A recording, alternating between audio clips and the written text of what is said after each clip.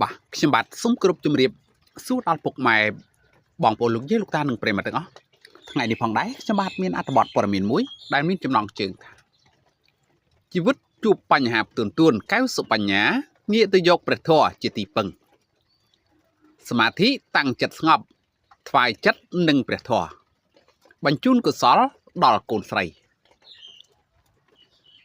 អ្នកគ្រប់គ្រងតារាចម្រៀងកែវសុបញ្ញាច្បាស់ជាបានជ្រាបហើយថាក្រោយពីបានសាងជីវិតគ្រួសារនិងពពោះកូនស្រីជាចំណងដៃអាពាហ៍ពិពាហ៍ហើយនោះអ្នកនាង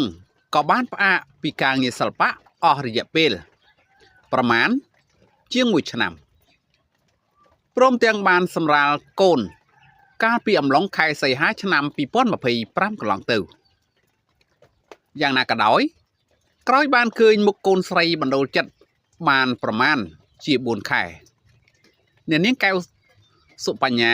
បានជួបទុក្ខធំដោយកូនស្រីបានទទួលមរណភាពកាលពីអំឡុងខែធ្នូឆ្នាំ2025កន្លងទៅ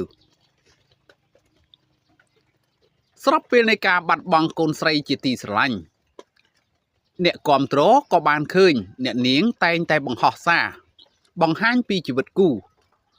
ដូចជាដើរដល់ផ្លូវបំបែកដោយកាន់តែធ្វើឲ្យមហាជនមានការបារម្ភពីបញ្ហាផ្លូវចិត្តរបស់អ្នកនាងទៀតផងរហូតមកដល់ថ្ងៃទី3ខែកុម្ភៈឆ្នាំ2026កន្លងទៅស្វាមីរបស់អ្នកនាងកែវសុបញ្ញាក៏បានចេញមកបញ្ជាក់យ៉ាងច្បាស់ថាអ្នកនាងនិងស្វាមីបានលែងលះគ្នាដោយសន្តិវិធីហើយងាកមកកាន់អ្នកនាងកែវសុបញ្ញាក្រោយពីជួបទុក្ខផ្ទួនក្នុងជីវិតមួយរយៈក្រោយនេះអ្នកនាងតែងតែបង្ហោះពីការសមាធិតាំងសិលថ្វាយចិត្តដល់ព្រះធម៌ដើម្បីរក្សាចិត្តស្ងប់ក្នុងនោះអ្នកនាងក៏បានឲ្យដឹងថា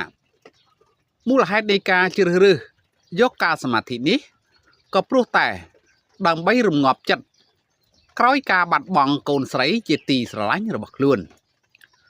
បាទហើយអត្ថបទព័ត៌មានដែលខ្ញុំបានជម្រាបជូនខាងលើនេះក៏មានតែប៉ុណ្ណឹងសូមអរគុណសូមជម្រាបលា